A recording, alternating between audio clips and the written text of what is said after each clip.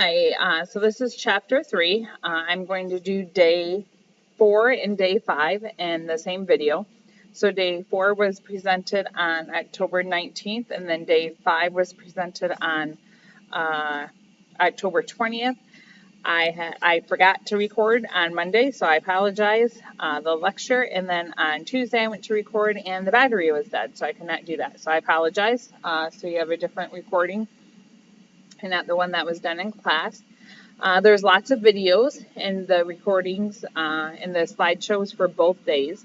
I will not be playing the videos during this recording because you will not be able to hear the words that are spoken in the videos. So you will have to go back to the Google Classroom and to the Google Slides for day 4 and day 5 to watch those videos to learn more about each profession, the profession. So I will not be playing the videos.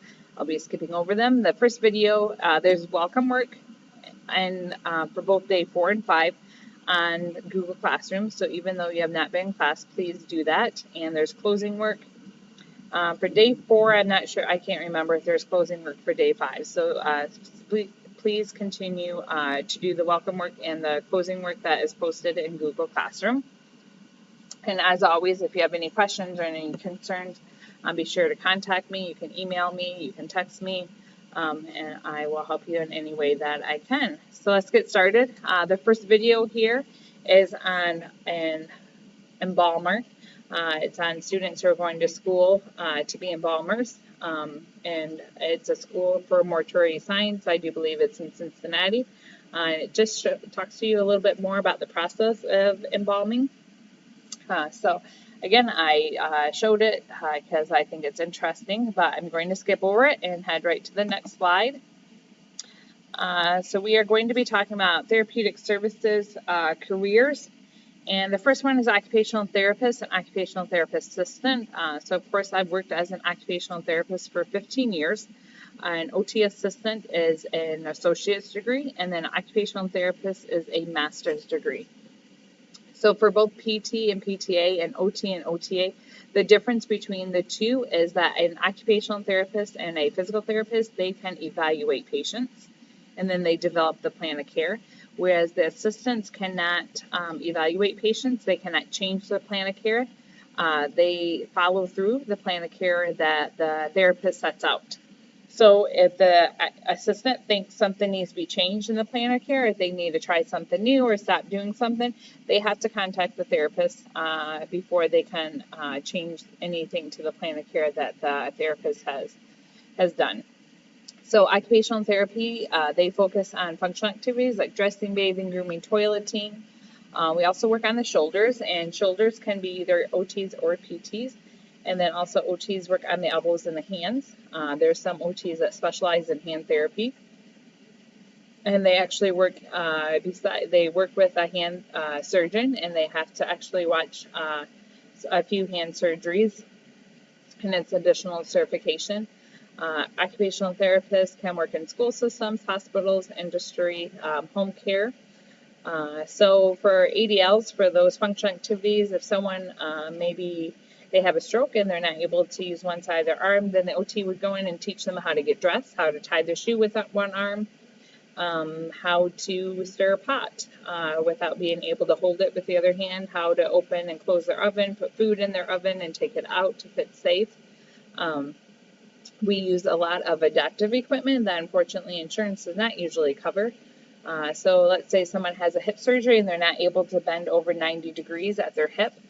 Getting your sock on is very difficult, and so we would give them a sock aid, and it's a tool on the end of a rope, and you put the sock on it, you drop it to the floor while you hold the ropes, and then you put your foot in it, pull it up, and your sock comes on. So it's a pretty neat device.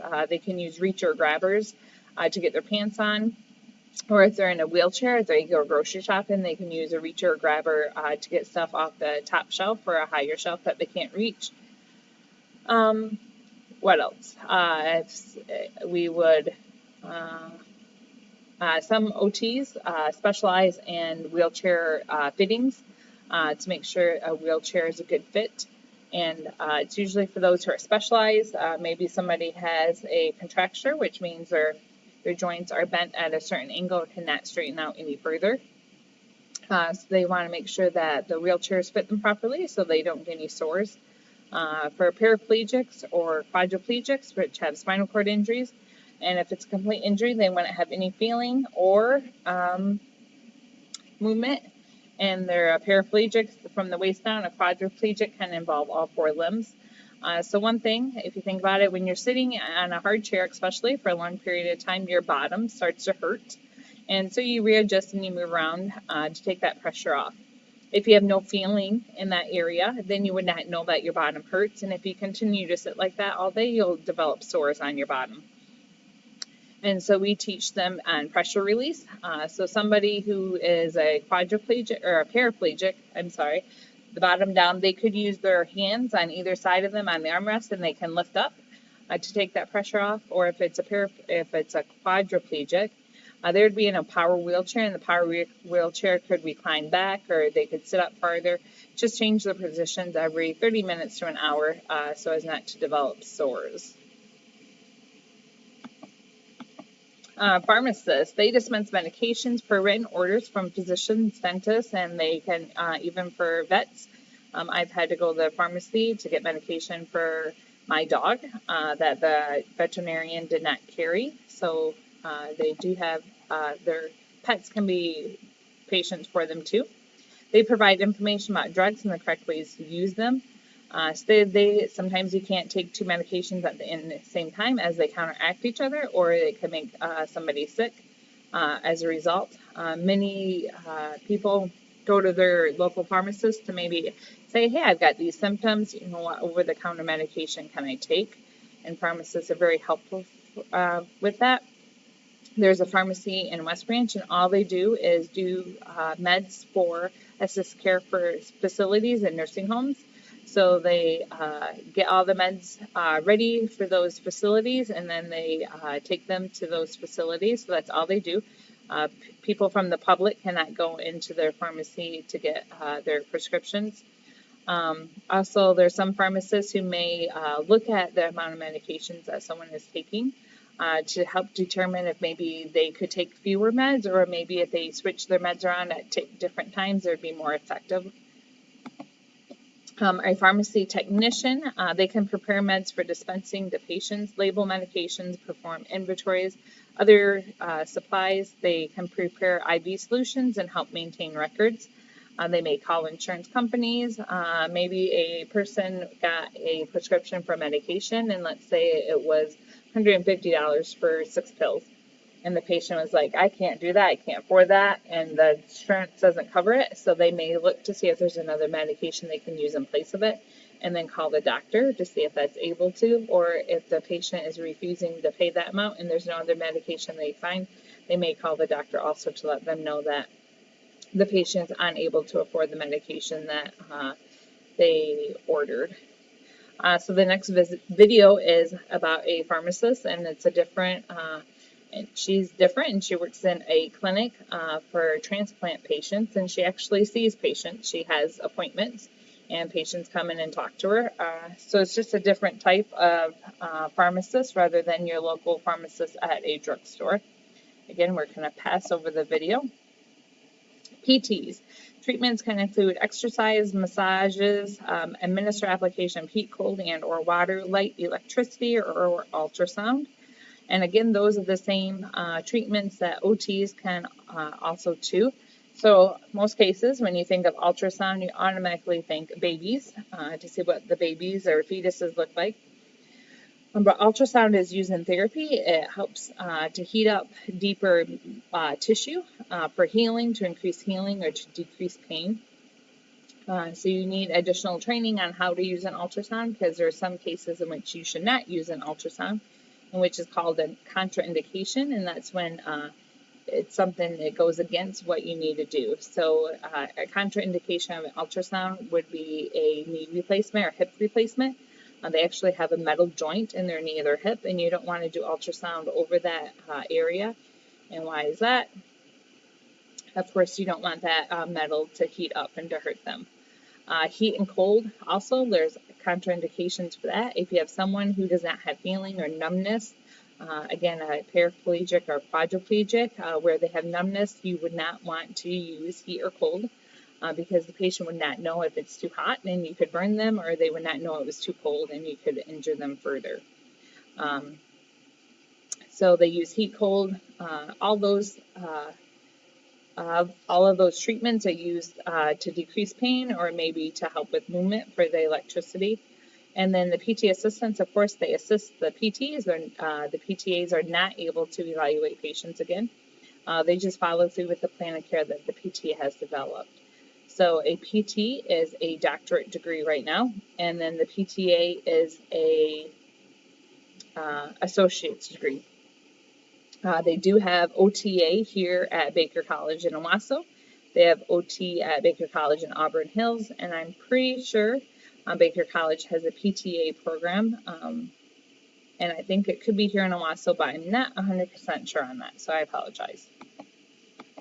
The previous slide was a video, a physical therapist that worked in a clinic for kids with sports injuries, so very interesting video to watch.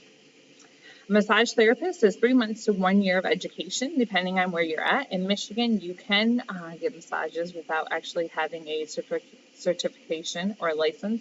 But when you have that certification and license, then your patients know that you've been educated and know how to do it, and that you didn't just start doing massage therapy because your friend's mom's cousin said that you're good at massages. So they provide pain relief. Sorry, there's an error in that. They provide pain relief for chronic conditions or inflammatory diseases, improve lymphatic circulation to decrease edema, which is swelling, and they can relieve stress and tension. Massage therapist is a good degree to go, or a good education to get if you plan on being an OT or PT, and maybe you need some help to pay for that college. You could become a massage therapist and then work as a massage therapist as you are going to school for your degree as a PT or OT. Recreational therapists, they possibly associate's degree, but usually a bachelor's degree, plus an internship. They use recreational and leisure activities as forms of treatment to minimize patient symptoms and improve physical, emotional, and mental well-being. So they look at all the fun things that people like to do in their free time. So if you're paraplegic or quadriplegic, you can still ski. I worked with a patient who was a quadriplegic, and she had come back to rehab because she fell when she was skiing and broke her arm. And as a result, it affected how she was able to transfer. I worked with another patient at Mary Free Bed Hospital who was a paraplegic. She was injured as a teenager in a gymnastics injury, and at the time that I saw her, I think she was in her 30s. Not only was she a paraplegic, but she also had bilateral below knee amputees. So both of her legs were cut off below the knee, and she had prosthetics. And even though she could not stand or walk with her prosthetics, she still used them to help balance with her walking, with her transfers. So when she went from her wheelchair to her bed, or wheelchair to the toilet, or toilet to the wheelchair, car to the wheelchair, she used her prosthetics to help balance her. So she was back into the hospital, into the rehab facility, because she had wounds on both of her residual limbs, and she had the wounds on them because sometimes when you have a spinal cord injury, you have spasms in which you just start to shake. So her leg would just shake up and down, and as a result, she developed wounds on them from wearing the prosthetics. So she was not able to wear her prosthetics because the wounds had to heal. So she had to be back in to train on safety with transfers. She was very interesting. She was able to drive, and she put her wheelchair in the back of her car. She also trained dogs to be service dogs, and she had a service dog herself. She played wheelchair basketball. She had very limited shoulder range of motion. She couldn't really lift her arms up more than that, which is common in those with spinal cord injuries. So she had trouble taking her shirts off, and her dog would actually help pull her shirt off. Her dog would take a shower with her in case she dropped the soap. She wasn't able to get the soap, so the dog would pick up the soap. It could pick up a piece of paper without damaging it. It answered her phone for her in her apartment. It had a strap on, or like a handle on her phone. And so it was nice because if people didn't know her, they would just hear heavy breathing on the end of the phone and they would usually hang up. The dog could also open her sliding glass door at her apartment, go outside, take care of business, and come back in. Unfortunately, it didn't clean up after itself. So there was one day in OT that we went outside and we tried to problem solve out how she could clean up after her dog. But one day, the recreational therapist and we took her and her dog, and we went to the grocery store and worked on grocery shopping, and then we went to her apartment and we did some transfers in her apartment. So with service dogs, they wear what is called a pack on, and if a service dog has their pack on, which is kind of like a vest, you're not supposed to pet the dog or talk to the dog because you're distracting them from their job. So when we would go into her room in the morning, if the dog had its pack on, it would not greet us. It would just sit by its owner. And then if it did not have its pack on, it would come right to the door and greet us, and we would pet it. So a little bit of extra informational there. There is a video on a recreational therapist, and she explains more what they do. And then also there's recreational therapist assistants, and they have 1 or 2 year health science education certificate program or an associate's degree. So the next slide is a video.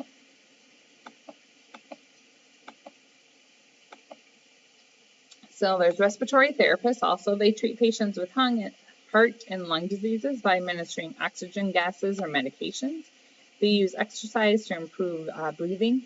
They monitor ventilators, and when a person is taken off a ventilator, then oftentimes the respiratory therapist is there to monitor them. They can perform diagnostic respiratory function tests. And there's also respiratory therapy technicians, and they're, again, are going to assist the therapist. So there's a video on a respiratory therapist and what they do. A surgical technologist or a technician, they're operating room technicians. They work under the supervision of an RN or a physician.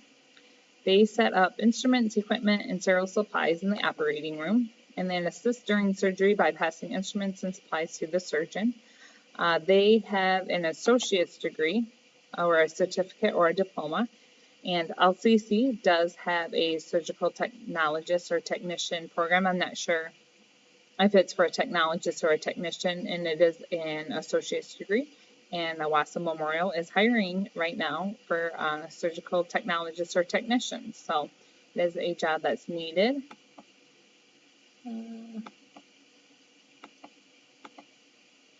Speech-language pathologists. They identify, evaluate, and treat patients with speech-language disorders. They help patients communicate as effectively as possible. And they teach patients also to cope with the problems created by speech impairments. So they could work in a school system, or they could work at an assisted care facility or a nursing home. In the school system, it would most likely be helping students who have trouble with their speech.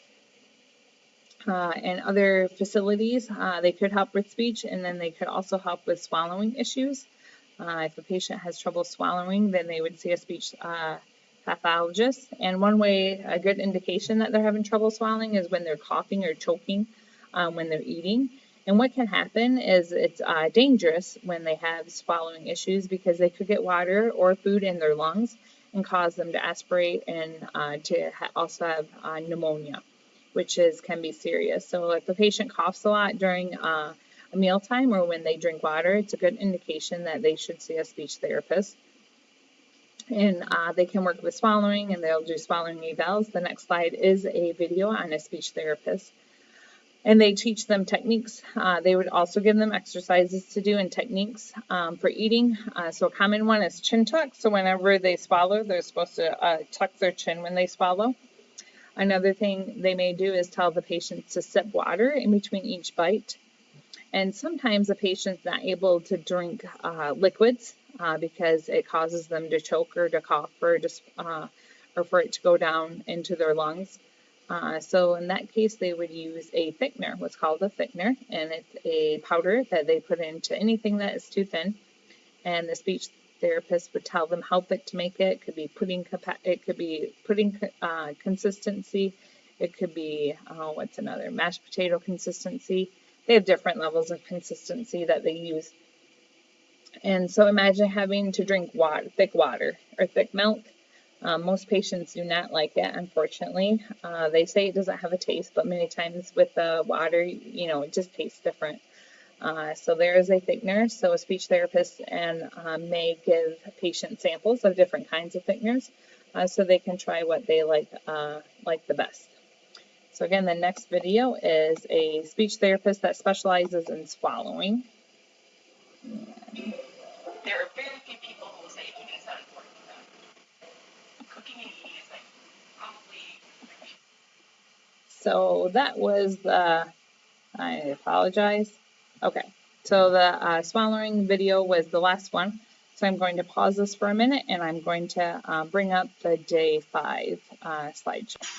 Okay, so we're now on to day 5, which was presented on Tuesday the 20th. There's 2 videos to start off with, and again, I won't play those.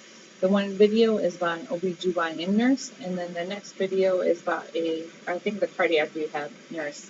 Cardiac nurse is first, and then it's OB nurse. So there's 2 videos that will be on the Google Slides and Google Classroom about nursing, and they have both specialized into different areas. So I will skip through those. We are going to continue to talk about therapeutic services careers and audiologists. They test hearing, diagnose problems, and prescribe treatment. They can also test noise levels in workplaces and develop hearing protection programs. When a factory or a workplace is very loud, it actually damages people's hearings. So they would test the noise level to see if it is too loud and what kind of ear protection the workers need to have. In most cases, insurance does not cover hearing aids, and I don't believe that Medicare covers it, but I could be wrong on that. Art, music, and dance therapists, they use the arts to help patients deal with social, physical, and emotional problems. Many work with individuals who are emotionally disturbed, mentally disabled, or physically disabled. Many times a music therapist works in a hospice for a hospice agency, and then they play music for the patients, for their family members, and it helps them to relax. Athletic trainers, they prevent and treat athletic injuries, and they provide rehabilitative services to athletes. Many times for athletic trainers, in the evenings they're attending games. And then during the daytime, they may work in an outpatient clinic. So a physical therapist, if they put it in their orders, they could have an athletic trainer work with patients, or they could have a PTA work with patients. And it doesn't necessarily have to be an athlete who works with the athletic trainer. They can work with other injuries too. So depending on the injury and whether the PT thinks the athletic trainer could do that or not, they can order patients to see athletic trainers. A dialysis technician, they operate the kidney hemodialysis machines used to treat patients with limited or no kidney function. They monitor patients and they provide emotional support for patients and teach them proper nutrition. There is they call it, I think, a kidney or dialysis a diet that they do need to follow, so they'd be educating patients. And if you remember, we've talked about dialysis a little bit in the past. Patients usually, once they're on it for life in most cases, and they have to go 3 days a week, and they're there anywhere from 3 to 4 hours at a time. So the technicians definitely get to know the patients who come in. And then many times the patients are in a larger room with more than one patient there, so it could be 3 or 4, it could be more, depending on the size of the facility. And then they would also have private rooms and also if needed. So it's also a time for, if the patients want to, they can talk to each other, to talk about what they go through, because they're all going through the same thing. It's not easy having to go to dialysis 3 days a week. And the patients also get to know each other.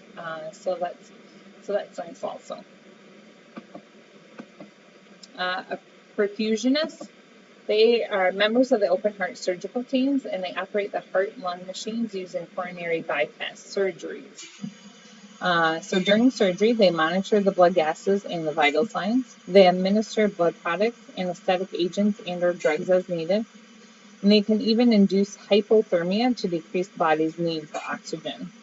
After surgery, they restore normal body circulation. So, have you ever heard of perfusionist before you took this class? Many haven't, that's for sure. It's not a so widely known career in the healthcare field. So if you decide to go into this is something where you definitely would need to work in a hospital where they do perform a lot of open heart surgeries. So it may have to be a larger hospital. It wouldn't be a real small community hospital. So that's something to take into account. Definitely an interesting job. Sure, I think it is. There is a video on a perfusionist, and the lady in there talks about it more that you can watch later. Basic job duties for diagnostic service careers is they create a picture of the patient's health status at a single point in time. They perform tests and evaluations to aid in detection, diagnosis, treatment of disease, injury, or physical condition. So lots of different places that they can work. There's an electrocardiograph technician, which is an ECG technician, and they operate the electrocardiograph machines, which record electrical impulses that originate in the heart. Physicians use ECGs to help diagnose heart disease and to note changes in the condition of a patient's heart. With more advanced training, they can perform stress tests, thallium scans, and also specialized cardiac tests. There's also a cardiovascular technologist, and they have an associate's degree or a bachelor's degree. They assist with cardiac catheterization procedures, which is when they insert a tube or a camera, usually into the groin area, and they check their blood vessels to see if there's any blockage. And angioplasty is when they actually go in and remove the blockage in blood vessels. They also monitor patients during open heart surgery and the implantation of pacemakers, and they perform tests to check circulation and blood vessels. And echocardiographers, they specialize in using ultrasound. We use ultrasound. And then vascular technologists, they use ultrasound to diagnose disorders of blood vessels. So the next video is a cardiovascular technologist, I do believe. There's also electroencephalographic technologists, or EEG technologists. They use the EEG machine, and it records the electrical activity of the brain. So the record is used to diagnose and evaluate diseases and disorders of the brain, such as brain tumors, strokes, toxic metabolic disorders, epilepsy, and sleep disorders. An E&D technologist, electroneurodiagnostic technologist, they have advanced training after the EEG technologist, and they can perform nerve conduction tests, measure sensory and physical responses to specific stimuli, perform evoked potential tests that measure brain response when specific nerves are stimulated, and they operate other monitoring devices. A polysomnographic technologist, they specialize in sleep disorder evaluations. The medical lab technologist or clinical laboratory scientist, they usually work under a pathologist. A pathologist is a physician who studies disease. Path is disease, and ologist is one who studies and treats. Medical lab technologists, they study tissues, fluids, and cells of the human body to help determine the presence and or cause of disease. They perform chemical, microscopic, and automated analyzer computer tests, and they can also specialize further. Medical laboratory technicians or clinical laboratory technicians, they work under a medical technologist or pathologist. They perform many of the routine tests that do not require the advanced knowledge held by a medical technologist. There's also medical laboratory assistants. So they work under the technologist, technicians, or pathologists. So if you're looking at the chain of command, you've got the pathologist first, you have the technologist next, the technician, and then the assistant. So that's the chain of command, and that's going to be the case with most most of these careers that have technologists, technicians, and assistants. They perform basic lab tests, prepare specimens for examination or testing. They can clean, and they also help to maintain equipment. So here is a video on a medical lab technologist. There's also phlebotomists, and they collect blood and prepare it for testing. A radiologic technologist. They work under a radiologist, so it's one who it's a doctor who specializes in reading radiologic tests. They use X-rays, radiation, nuclear medicine, ultrasound, and magnetic resonance to diagnose and treat a disease. The RTs, they use different types of scanners to produce images of the body part. The technologists can also specialize. They can be radiographers, and they take X-rays of the body for diagnostic purposes. Radiation therapists administer prescribed doses of radiation to treat disease. And then the nuclear medicine technologists, they prepare radioactive substances for administration to patients. They use films, images on a screen, or body specimens, such as blood or urine, to determine how the radioactive substance passes through or localizes in different parts of the body. And here is a video on a radiologic technician. A technologist, they could use ultrasound technologists, or they could specialize, I apologize, they could specialize to be an ultrasound technologist or a sonographer, and they use equipment that sends high-frequency sound waves into the body that are used to examine the fetus. Neurosonography is for the brain, vascular is for the blood vessels and blood flow, and echocardiography is for the heart. Mammographers, they run the mammogram machine, and they produce images of the breast for early detection of breast cancer. They can also specialize into a computer tomography technologist, which uses a computerized axial tomography and scanner to obtain cross-sectional images of body tissues, bones, or organs. MRI technologists, they use superconductive magnets and radio waves to produce detailed images of internal anatomy. And there's a video. And then there's also PET technologists. They inject a slightly radioactive substance into the patient and then operate the PET scanner, which uses the electrons to create a three-dimensional image of the body parts and to scan the body for the disease processes. So there is a health career research project. It's your final project of the year. Here are a few of the healthcare careers you can choose from. Under the assignments, this is listed. It gives you what to do also. And on there is also a list of the careers that are already taken. If you want to pick a career that is not on here, that is completely fine. But please submit your career of choice to me. It is a trifold board, so we can do a couple things. I am providing trifold boards for students, so I could drop one off to you, or if you want to purchase one yourself and have a family member purchase, or if you have a friend in the class who may drop one off to you, you can do that also. And these projects are due on November 2nd. So please go ahead and look at that and decide which career you would like. Everybody needs to have a different career. And again, let me know if you have any questions or concerns. Keep looking at Google Classroom for any assignments that you have. And of course, all the Google slides are posted on there. So please contact me if you have any questions or concerns.